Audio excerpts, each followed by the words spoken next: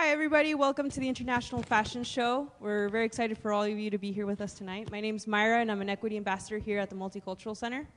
Hello, everyone. My name is Angel Camacho, and I'm also an Equity Ambassador here on campus. We have a very awesome event planned for you guys tonight. We're so fortunate to have so much diversity here on and off campus. I came to notice and appreciate how much diversity we have in a very simple way. I ride the bus every morning to school, and on my way to school, I notice how many different types of people from all walks of life board onto that same bus. Everybody coming and going to different places, and I always wonder who all those people are and where they come from and what are their stories. And some of the people that ride the bus every morning look like me, speak the same languages, but some of them don't. And all of us dress differently with only that to express who we are. And much like my journey on the bus every morning, here at PCC, we all come from different countries, bringing with us different traditions and cultures and experiences and language. And we're also here at PCC as students, riding through, trying to reach our educational goals and arrive at our own destinations. Today we'll be showing a dynamic and compelling documentary that was directed by a former Equity Ambassador, Luis Guerrero, titled Threads of Many Colors. It focuses on the many cultures here at PCC and how students identify with their attire and with their culture. After the documentary, we're going to having a fashion show followed by a panel of discussion. Students will be sharing with us the traditional attire, culture, and how they have integrated it within the U.S. culture. Now let us watch the documentary.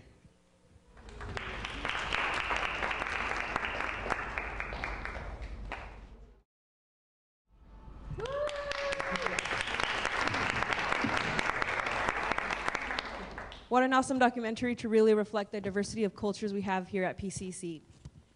Now I would like to present to you a group of students who would like to share with you their culture through fashion. The first participant we have is part of the Hmong culture. The Hmong culture celebrates the traditional New Year's once a year between the months of November and December. Let me introduce to you Senda.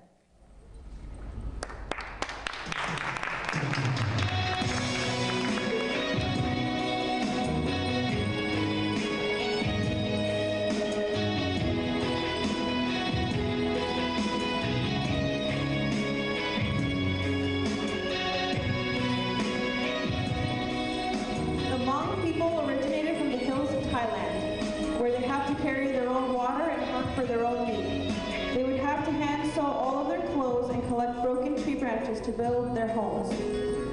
As you can see, there's a hand-sewn money belt wrapped around Senda's waist. Hmong people originally from the hills of Thailand lived in poverty. By wearing money around their waist, it showed wealth and respect. Underneath the money belt, there is a sash that is worn with the ends hanging behind the back. Behind the back of Senda's shirt, there is a small hand-sewn cloth. By looking closely at it, there are small X stitches. The Hmong people like to wear this behind their backs because this is a symbolization that they're part of the Hmong culture. In modern times, the pajnatab is usually stitched to symbolize a script, but today the script of the stitches becomes not so relevant in the lives of the Hmong people, so they became decorations and clothing. There is green Hmong, striped Hmong, and white Hmong. Majority of the white Hmong women wear plain white skirts or plain black skirts like Senda is wearing today. The sao is a heavy accessory worn around the neck as a necklace. The sao is made by melting and combining the money like the ones worn around the waist, shaping it into a necklace. Thank you, Senda.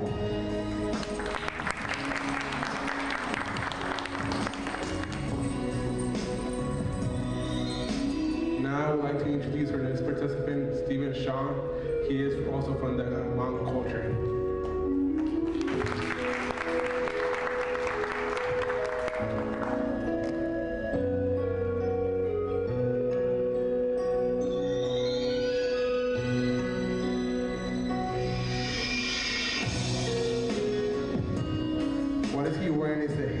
Minsu costume. It is a plain black silky fabric with the prints of blue flowers.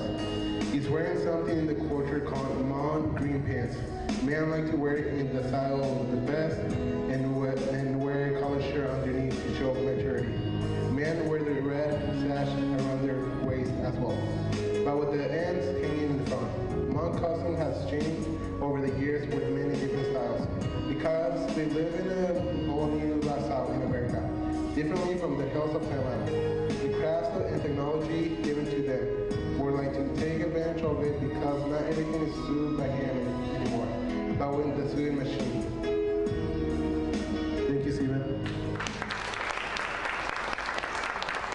Our next participant is Chelsea, and she is from Gabon, Africa.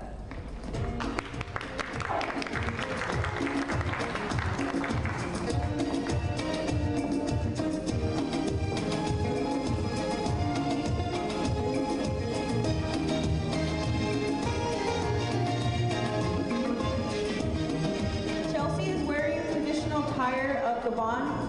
It is made out of basin. It is composed of 3 pieces of cloth, a long sheet that you tie around your waist and that appears as a skirt, a top with some decorative patterns. The top always has decorative patterns, and the more beautiful and complicated the pattern is, the more expensive the fabric. And finally, a piece of cloth that you tie around your head. There are various ways to tie it, and this is one of them. The colors are gold and orange, and the fabric, which is expensive, represents wealth. Thank you, Chelsea. Our next participant is Sahar. She's from Syria. Syria is a place where Christianity began. It has 2 cities that still speak Arabic, the language of Jesus Christ, till this day.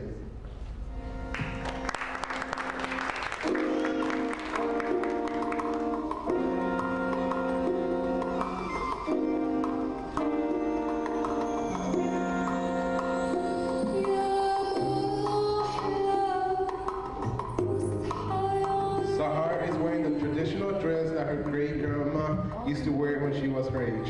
The clothes back then were always made of cotton, since that was the first agricultural product in Syria before it became olive. Every girl back then decorates her clothes with this sewing art. It was mostly flowers. They were really proud of the beautiful spring they had.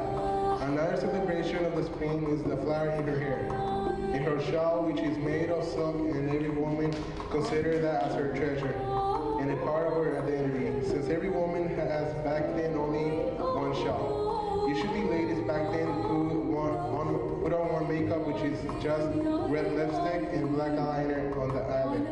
This traditional attire is now seen only in specific shows of clothes, just like the one we're having tonight. Thank you, Sahar.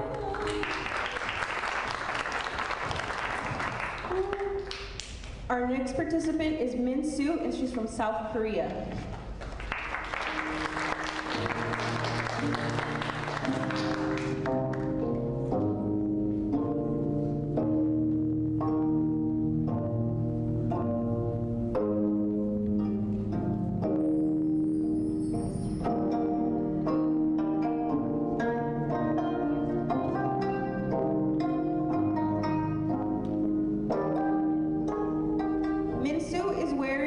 Hanbok, which is Korean traditional clothes. Hanbok usually is made of silk. It is characterized by curves, flowing lines, and plenty of blank spaces. Voluminous silhouettes represents Korea's sentiment, and also hanbok covers whole body parts, so it's really comfortable to move in.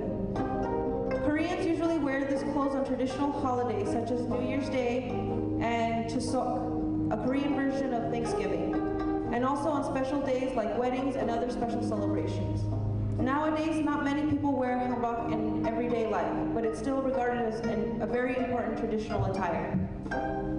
Thank you, Vincent. I would like to introduce you our last participant, Sonal. She's from India and she's representing the Punjabi culture.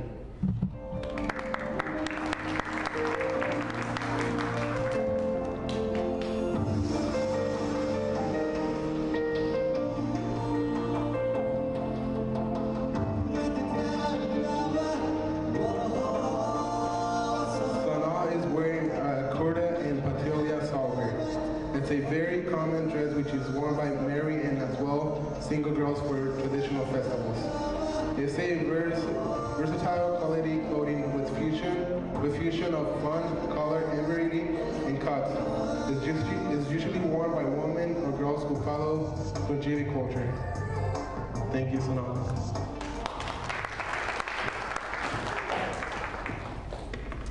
Let's give him another round of applause for sharing this.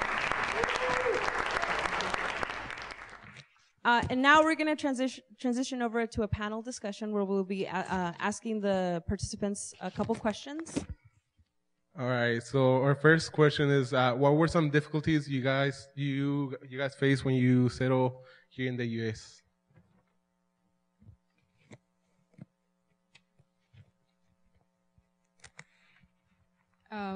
I'll say that it's accent.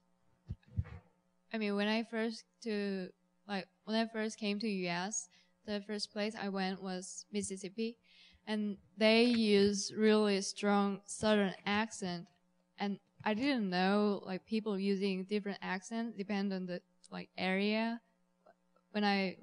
before I came here. So I was really embarrassed to understand everything.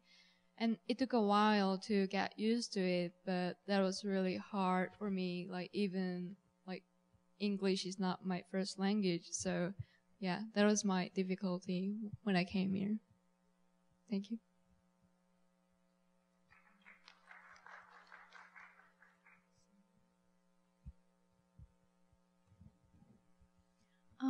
I moved here 8 months back, but I'm still not able to develop my taste for American food. I still miss my Indian food because it's spicy and I don't find it here. And I'm a pure vegetarian, so it's hard to find vegetarian food because once I visited San Juan Island, it was very difficult to get something vegetarian to eat. That's the difficulty I faced. Thank you.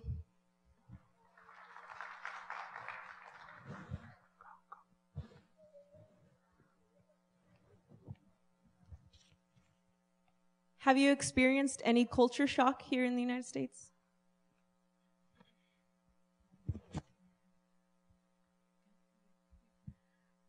When I first came here, one of the things that really surprised me is the education they receive here. It's way softer than the one we have in my country. For example, parents here, they're really, I would say, nice with their kids and tolerant, because in my country you cannot have grades lower than a B plus. It's really, education is really, really important, and it's not only for the kid, but the kid's smartness represent the reputation of the family too. You need to have smart kids, so that way when your sister, your uncles, grandma will call after an exam, you'll be proud of them and say, yeah, my kid was the first one and had a good grade. And here is different. They're more gentle with them, like, oh, it's okay if you have a C or in my country it cannot happen. If you have lower than B, it's not good. And another thing is that I noticed is here they have this stereotype that every black people in the U.S. comes from Africa, and it's kind of, I don't agree with it, because when I came here, I saw how black people act, and it's really, really different from how black people in Africa act. Because here, now, because of the way African Americans act here, they think that when you're black, you come from Africa, and you're not well educated, and you're a rude person, you're a gangster if you're a guy, and some people are kind of scared of you. I mean, not too much in Oregon, but in other places. And it's really, I was shocked, because in Africa, and I know it's not only my country, but other African countries, the way African American act here is intolerable, and it's a stereotype they have here that I don't like, and I strongly disagree. And another funny culture shock I had here is the pronunciation. because in my country, as a past French colony, we speak French. It's the national language, and when I came here, people used to tell me that I have a really heavy French accent, and they couldn't understand what I said, even if to me it was exactly the same pronunciation. And sometimes I felt really embarrassed because of that. I'm like, nobody can understand me. It was really not pleasant at all. But now it's better. Let me say something about my culture shock. Well, the thing that surprised me here the most was how people greet each other in the street, even if they are strangers, and they start really a conversation. It's just a chit chat in the street, like or on the bus or something like that. In my country, in Syria, even if I saw my brother or my father, you know, we pass by in the street, I wouldn't even say hello, maybe. This is so weird. And over here, when people started like to talk to me, I was like always, okay, can I help you? Like, what do you need? Why are you talking to me? Like, get to the point, you know? It's like, okay, get to the point. So, yeah, that was a really big shock to me. Thank you.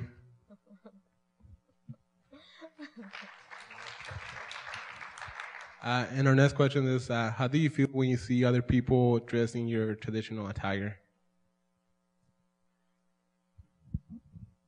Hi, everyone. My name is Steven.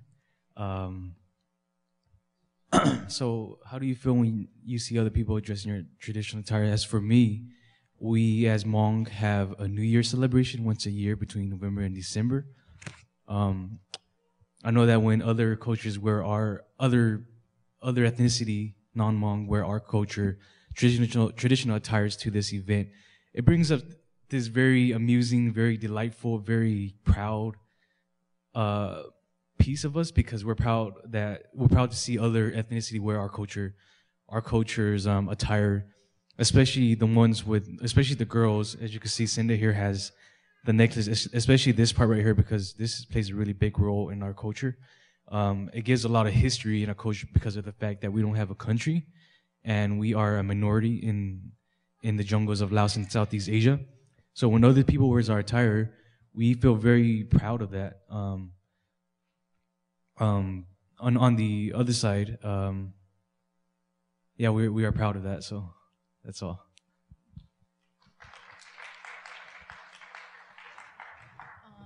Well, for me, if over here, like on the other side of the globe, so anyone like wearing anything from my culture or trying to, even if it's like not from Syria, maybe Turkey, maybe Jordan, maybe, I don't know, maybe from the whole Middle East, frankly, I will be glad, kind of glad, like they are maybe interested.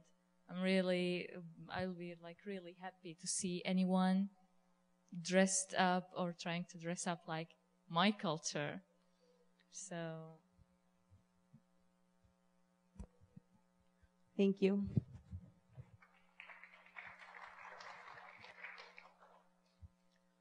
Our next question is, how has your culture been portrayed in the U.S., and has that stopped you from wearing certain clothes?